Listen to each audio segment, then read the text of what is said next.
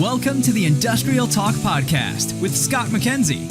Scott is a passionate industry professional dedicated to transferring cutting-edge, industry-focused innovations and trends while highlighting the men and women who keep the world moving. So put on your hard hat, grab your work boots, and let's go. Well, welcome to the Industrial Talk Podcast. I am absolutely honored that you have joined the number one industrial-related podcast in the universe. That is my story, and you know what we do here? That's right. We celebrate the industrial professionals, the companies that get it done, because you're bold, you're brave, you dare greatly, you innovate. Boy, do you innovate, and you're changing the world. And not only that, you're changing people's lives. We celebrate you on this particular podcast. Thank you very much for joining. And now, we're going to have a great interview. You got to get your pen and paper out because this one's a burner. His name is Leon Pieters, right? And he is with a small little boutique. No, it's not. He's with Deloitte, and he's the global consumer industry leader. And we're going to be talking about a survey that they are just doing to try to get the sentiments of what's happening in the world from a consumer perspective. Let's get going. I know that's a lot to take in, but I'm telling you, man, Leon had to. It's a fabulous tool.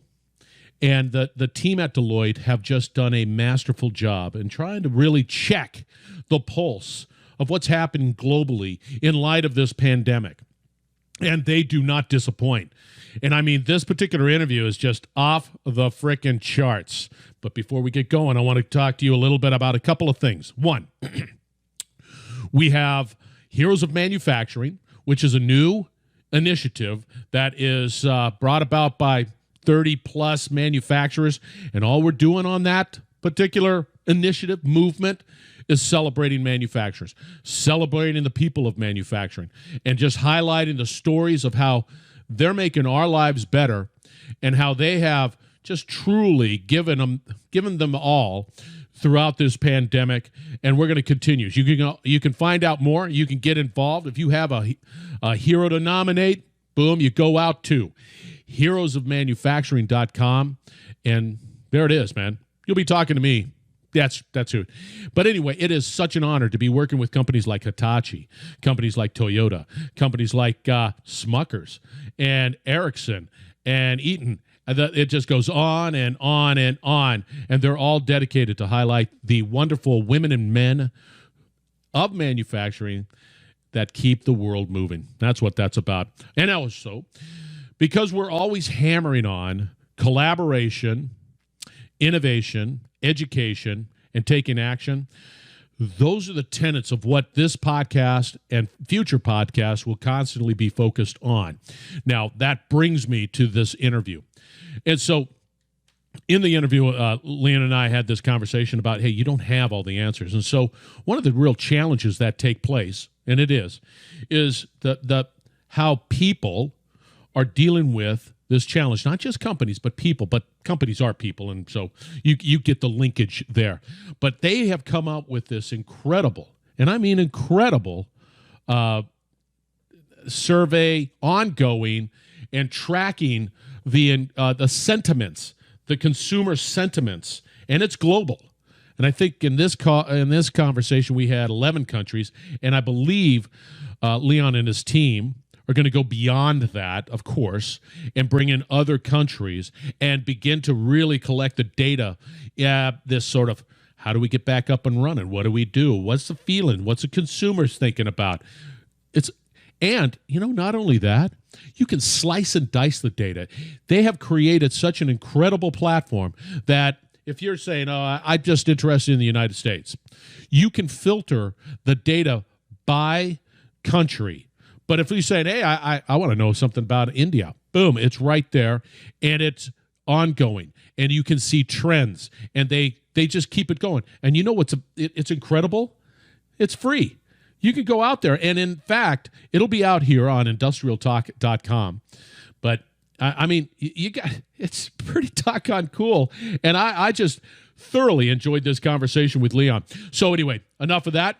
Remember, Heroes of Manufacturing, Check it out, heroesofmanufacturing.com. And also remember, you can't do it all alone, so you got to figure out how to collaborate. Deloitte is a great company to begin that conversation of collaboration. So anyway, here's Leon Pieters, and once again, he is, big old long title, Global Consumer Industry Leader at Deloitte. That's an impressive title, and his stat card is impressive. So enjoy the interview. Leon, welcome to the Industrial Talk Podcast. So glad that you made time in your busy schedule. How are you doing? I'm actually doing fine. After 10 weeks of lockdown, I'm absolutely looking forward to opening up of the economy as well, having a little bit more personal freedom. I hear you, man. I'm telling you, man. I discovered barbecue chips and what else? No, barbecue chips. I was really committed to the barbecue chips. I'm back to working out, but right now I'm ready for it to really open up and start to move forward. And that's why we're going to have this particular conversation. For the listeners, Leon, give us a little background on where you come from and what we're going to be doing. Yeah, I'm a partner at Deloitte, being based out of Amsterdam, the Netherlands, and I'm heading up our global consumer industry within Deloitte. And, I have a personal background of serving consumer businesses for the last 25 years. So. When we talk about consumer, what do we mean by consumer, just sort of generally speaking? Yeah, the way we define it is, we see that we have four sectors in consumer. The first one is retail. The second one is consumer products, which are, all of the Unilevers, Nestle's, Procter & Gamble's, Nike's, Coca-Cola's of this world. The third one is automotive, and the fourth one is travel, hospitality, and services. So airline business, etc. Tourism. I'm writing this down as we go along because these are gems and I want to understand. So you listeners out there, you better be taking notes on this one. I'm going to be testing you no, I'm not going to be testing you. No way. But so what fascinates me, so listeners, what happened is, we're out on LinkedIn and I'm looking around and I've got some great relationships with individuals within Deloitte. And this particular report came out and it is called, it's called Deloitte State of Consumer Tracker. And what it is, it's just sort of it's a survey by country from a consumer perspective, and you jump in if I'm trying to be real general here, Leon. And then it says, hey, it just starts from a COVID. How are we going to get this economy back up and running? So it's a great report, and kudos to Deloitte and you for pulling this together, because for me, I just think it's fantastic. And so we're going to be talking a little bit about that report. And some of the, I guess, the realizations from a country perspective of how we are looking at this whole state of the economy, and hopefully getting beyond it. Please, Leon, tell us also, get beyond it. And that's absolutely the way, why and the way that we approached it, because we wanted to give, I would say, good insight to all of the companies that we serve around how consumers are really behaving, and especially the interplay between personal safety and the economic behavior of consumers. That really triggered us. So how safe are people feeling, and what type of behavior are they adding to that level of safety that they have. And of course, that is changing over time. Because I think you can recall, although it looks ages ago, 10 weeks ago, when most of us, went really into that COVID-19 situation, we were all more or less in panic and we thought this is the end of the world.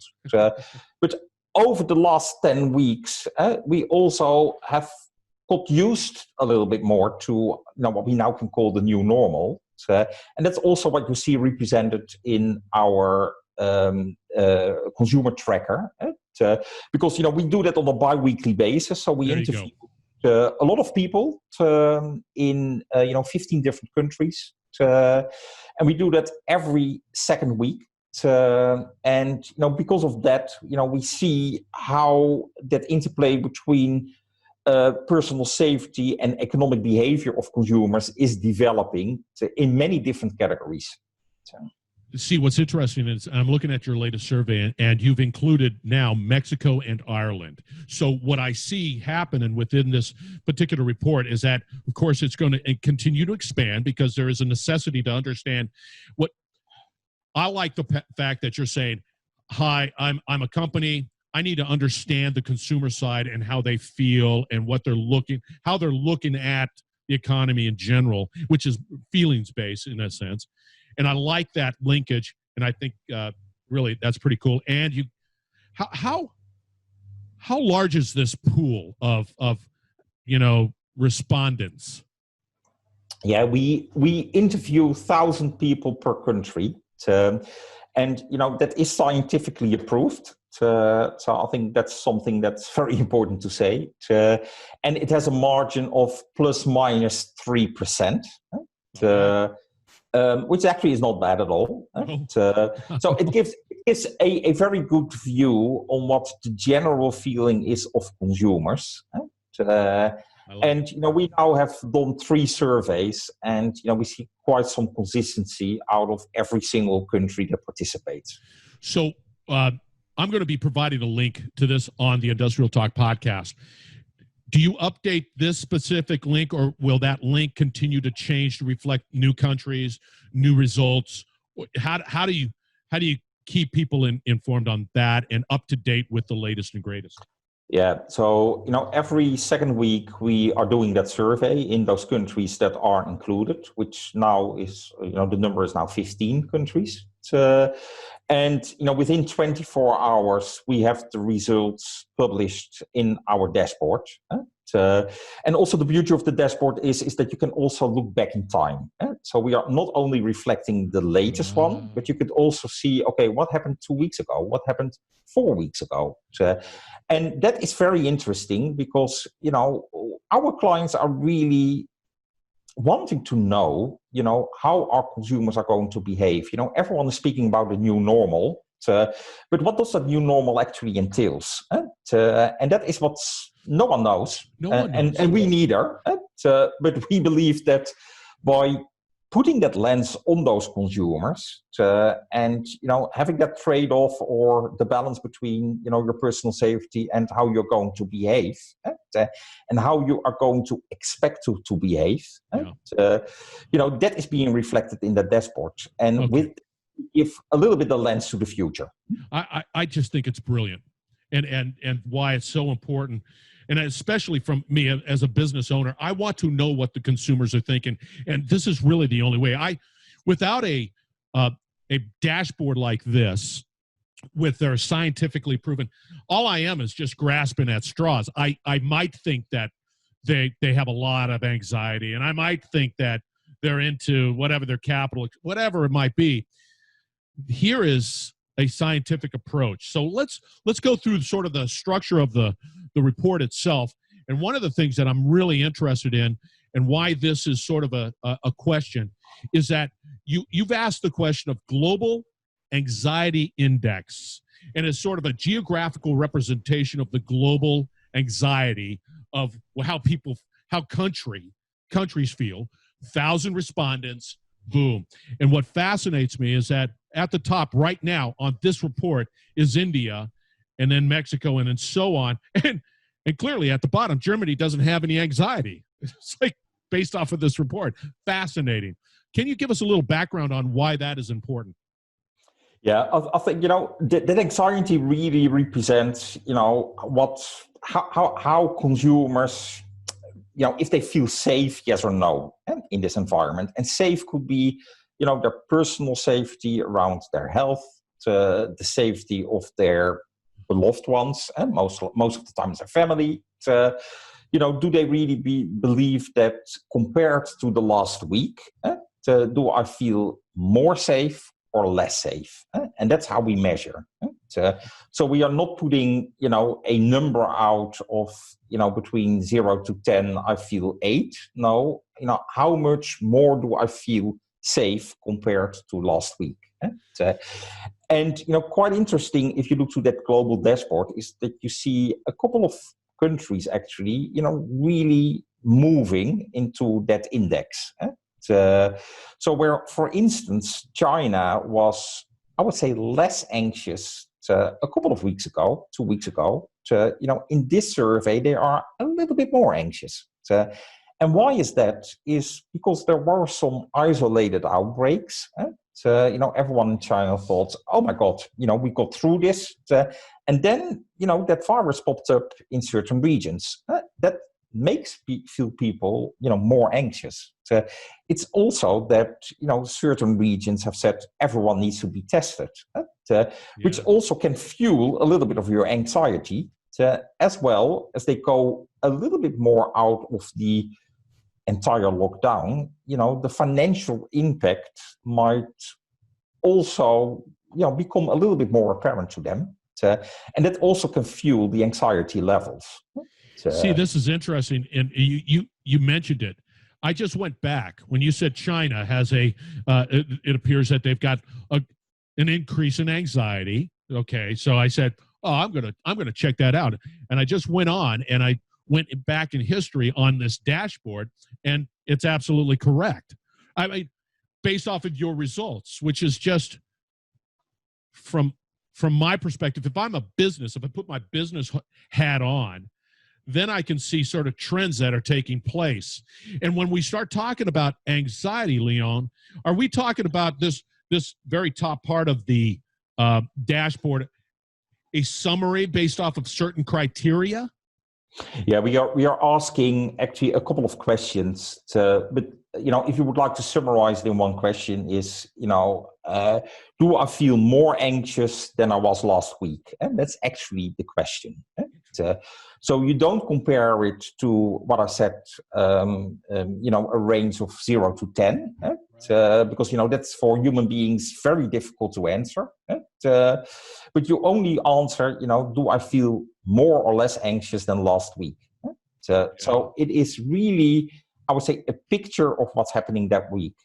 And I think, if you look into that dashboard, another good example of how you see how quickly that can change is in South Korea. South Korea. I was just noticing South Korea. It was like, bam.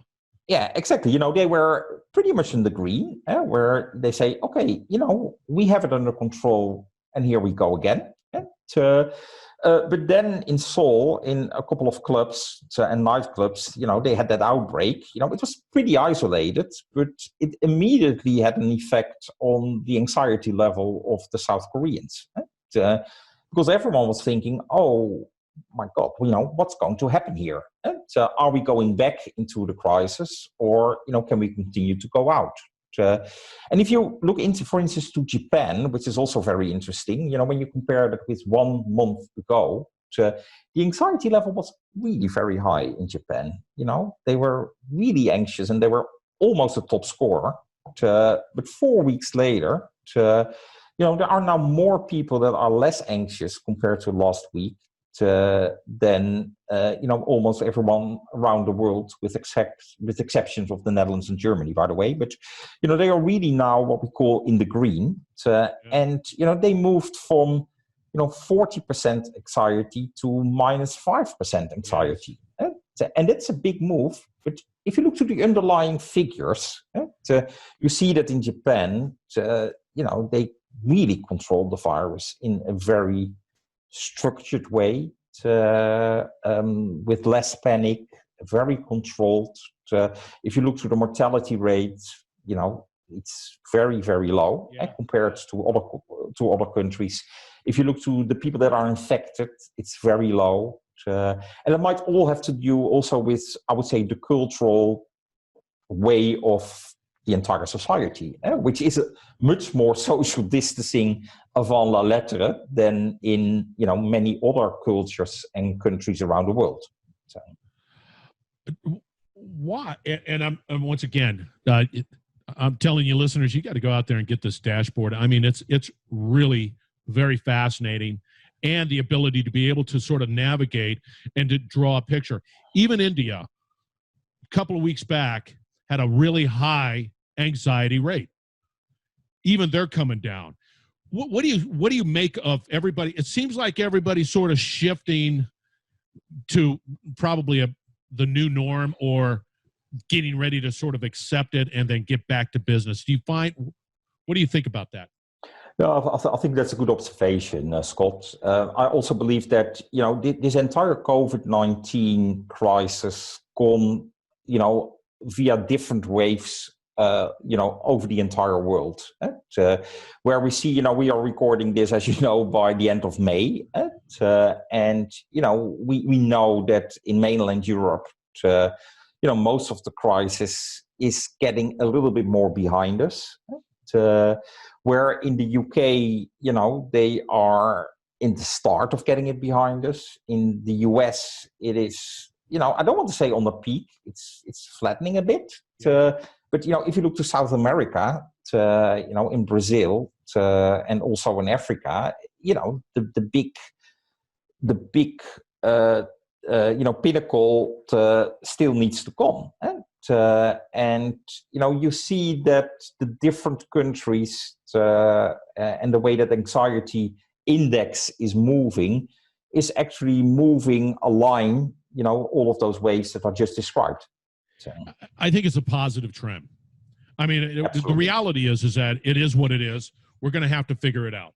We're going to have to figure out how to navigate this market, how to generate opportunities, bring in solutions, whatever it might be, through innovative options, whatever it.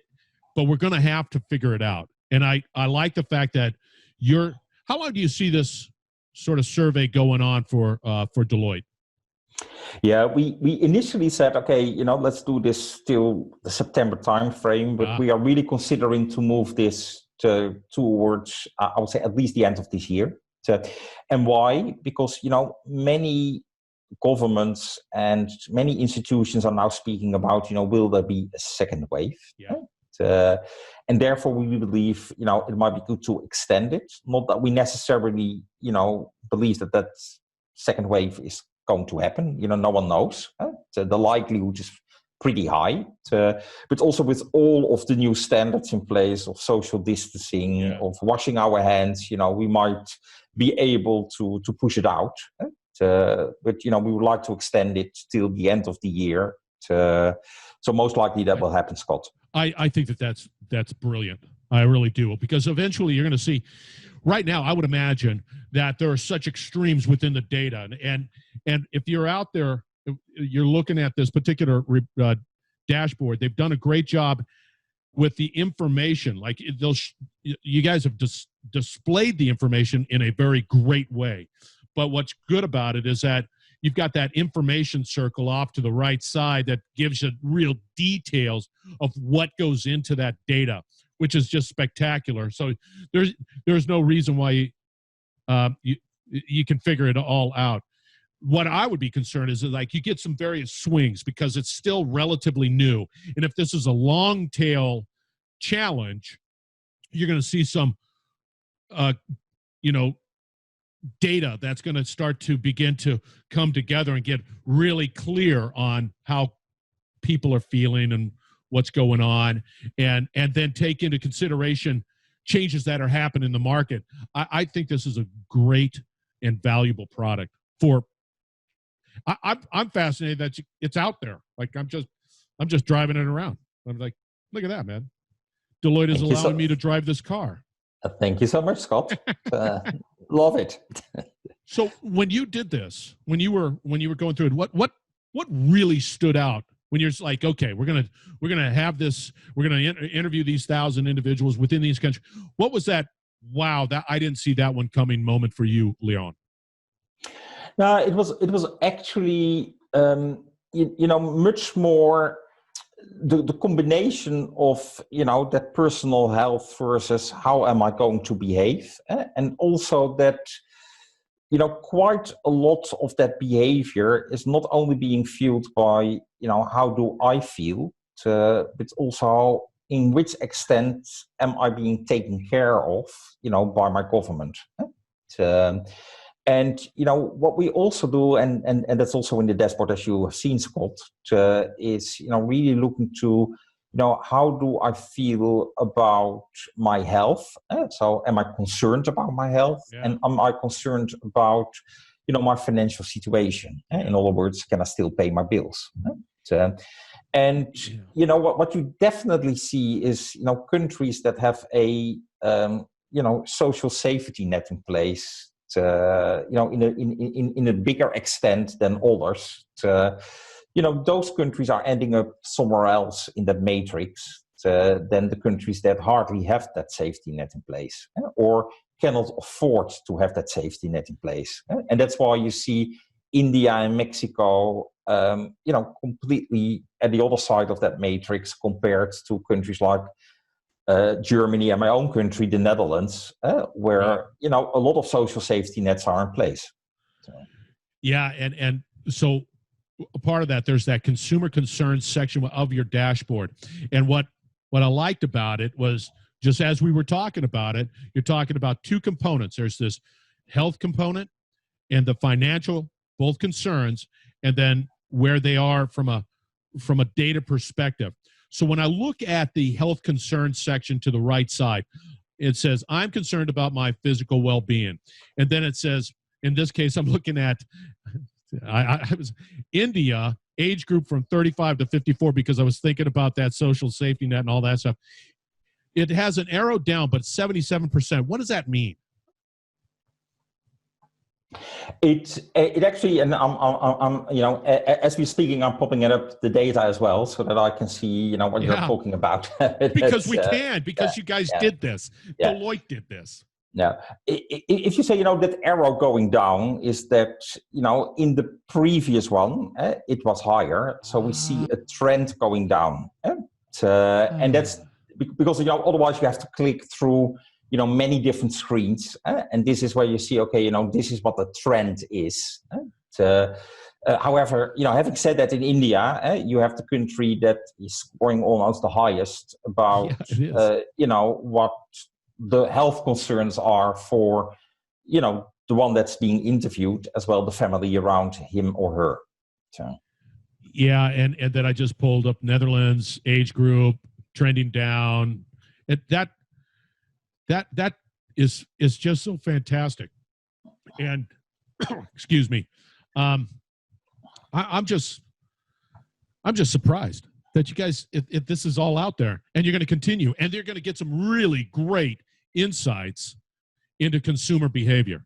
And do you find maybe you've got your dashboard, you've got are you going to expand some of your questions depending on, it's like, yeah, it's a good question. When we started with this, and that's now more than 1 month ago, and we have done 3 surveys as we speak.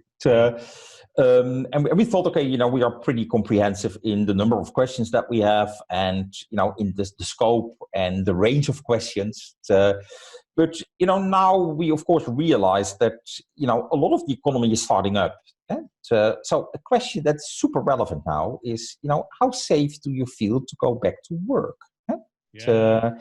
And we, as all consumers, do have. Or most of the consumers do have, a job, and of course, there are also the more important ones that have lost their job. I'm pretty much aware of that, of course, as well. But the people that have a job, how safe do you feel to go back to your job?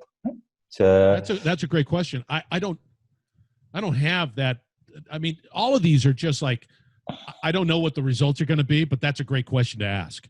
I don't, because it impacts your business. If people are feeling unsafe going back, then what do you do from a business perspective to address that concern and still get work done?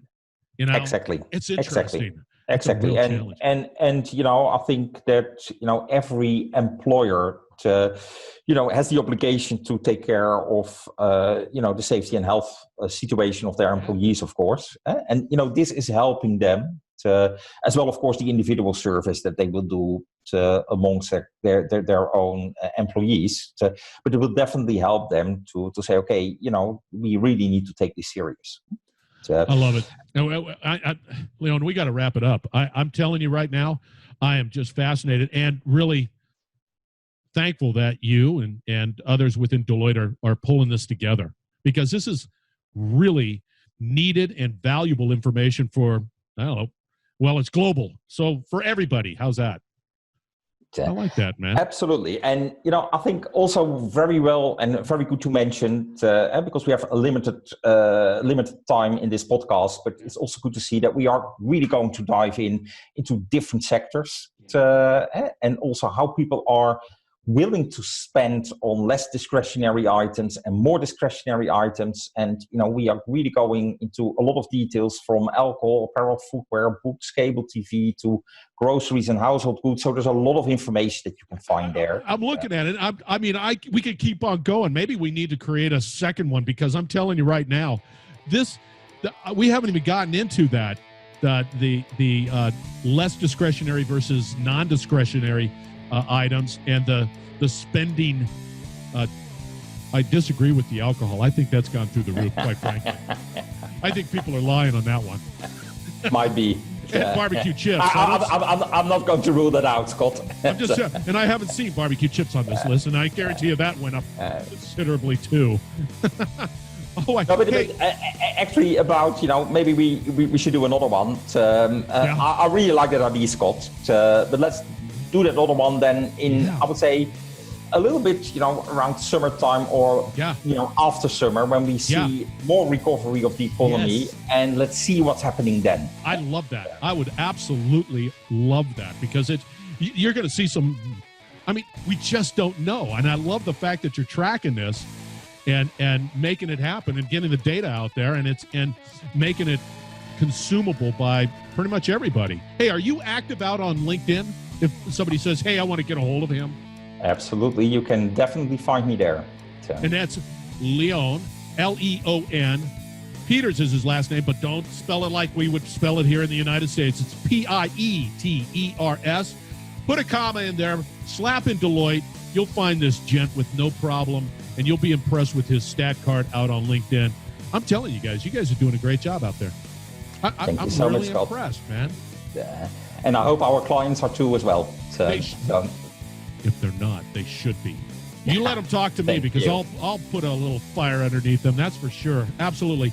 All right, listeners, we're going to wrap it up on the other side, as we always do. All the contact information, what we need to do, the link to this particular dashboard and everything else coming your way on the other side. Do not go away. Thank you very much for joining the Industrial Talk Podcast. We will be right back. You're listening to the Industrial Talk Podcast Network.